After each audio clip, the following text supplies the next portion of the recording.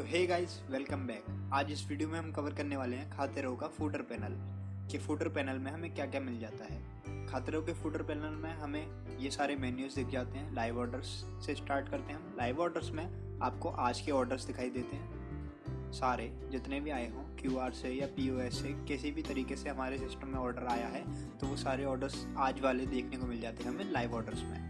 उसके बाद हमें स्टाफ का ऑप्शन मिल जाता है। स्टाफ में हम अपना स्टाफ को का मेंबर कोई भी ऐड कर सकते हैं यहाँ से। उसके बाद हम उसका नाम एंटर कर सकते हैं, मोबाइल नंबर एंटर कर सकते हैं। जो जिस पे स्टार लगा है वो मैंडेटरी है, नेम एंड मोबाइल नंबर। उसके बाद एड्रेस, ईमेल कर सकते हैं, उसका यूज़र नेम डाल सकते हैं, पासवर्ड डाल सकते हैं। स्टाफ टाइप सिलेक्ट कर सकते हैं कि स्टाफ का मेंबर किस डेजिग्नेशन पर है।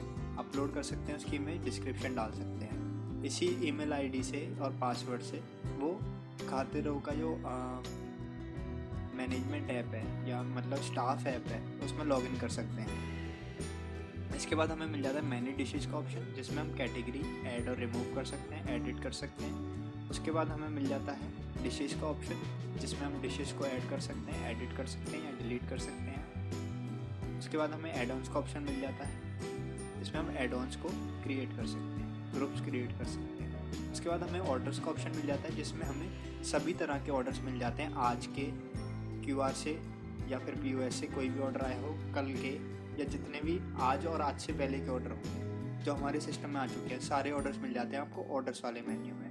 उसके बाद हमारी इन्वेंट्री है, जो कि एक वास्ट टॉपिक है जिसको हम किसी और वीडियो में कवर करेंगे।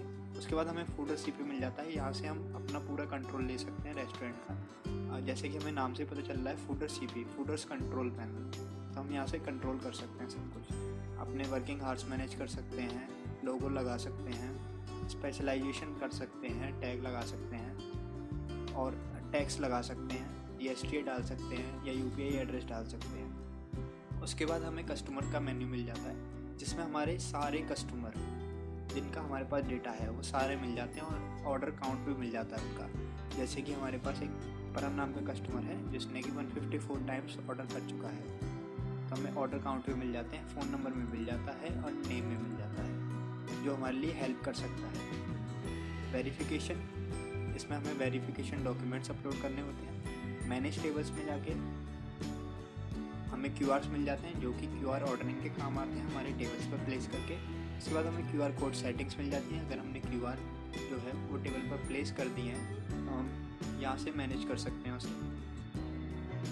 उसके बाद हमें डिलीवरी सेटिंग्स मिल जाती हैं।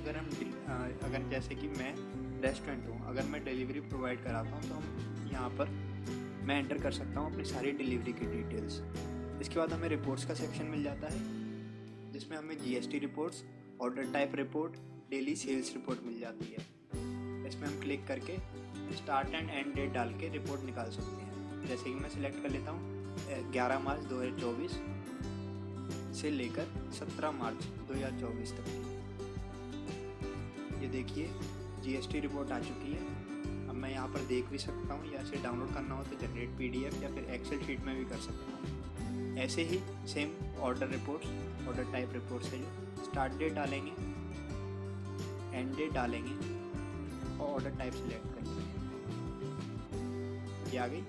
डाइन इन वाली सिलेक्ट करके देख लेते हैं, ये भी आ गई। इसके अलावा टेक अवे वाली सिलेक्ट करके देख लेते हैं, ये भी आ गई। हम इसे भी ऑल करके देख लेते हैं, ऑल सारी रिपोर्ट्स भी आ गई तीनों एक साथ। जनरेट पीडीएफ कर सकते हैं, एक्सपोर्ट टू एक्सेल कर सकते हैं। डेली सेल्स रिपोर्ट, इसके बाद हम इस पर क्लिक करके डेट डाल सकते हैं, जैसे कि आज की बाय डिफ़ॉल्ट सेट है। सबमिट करने के बाद हम यहाँ पर रिपोर्ट देख सकते हैं। इसको भी जनरेट पीडीएफ कर सकते हैं या फिर एक्सपोर्ट टू एक्सेल कर सकते हैं। इसके बाद हमें मिल जाता है प्रोफाइल सेक्शन, जिसमें हम अपनी डिटेल्स डाल सकते हैं एंड सेव कर सकते हैं। इसके बगल में हमें चेंज पासवर्ड का ऑप्शन मिल जाता है। जैसे कि हम पासवर्ड भूल गए हों तो हमें फॉरगेट करना हो, फॉरगेट तो यहाँ पर नहीं हो पाएगा क्योंकि ऑलरेडी लॉगिन है। चेंज पासवर्ड कर सकते हैं हम, यहाँ पर न्यू पासवर्ड डाल के सेव कर सकते हैं। इसके बाद ऑप्शन मिल जाता है लॉग आउट का। इसके अलावा इस खातेरों के प्लेटफॉर्म पर हमें पीओएस मिल जाता है, जिसमें हम इजीली पंचिंग कर सकते हैं। जैसे कि मैंने टेबल नंबर 2 सिलेक्ट कर लिया, पंचिंग करके देख लेते हैं, क्यूटी सेव कर लेते हैं। क्यूटी हमें दिख जाएगी यहाँ पर, ये वाली हमने अभी करी है। प्रिंट कर सकते हैं, स्टेटस मैनेज कर सकते हैं क्यूटी का,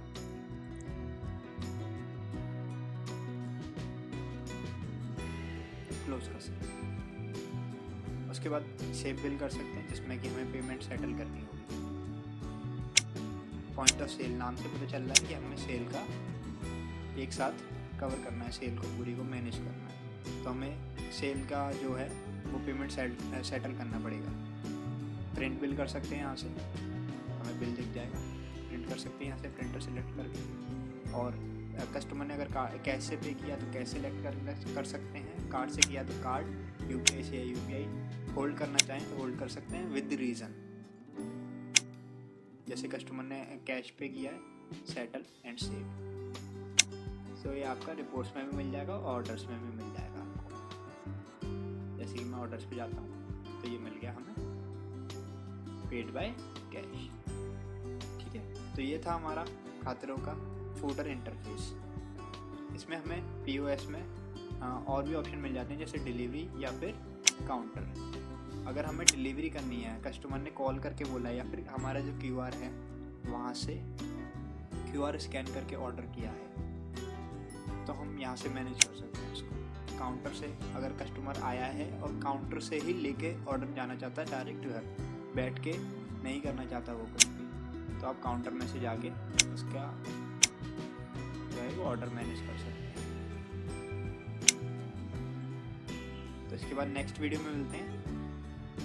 थैंक यू फॉर वॉचिंग।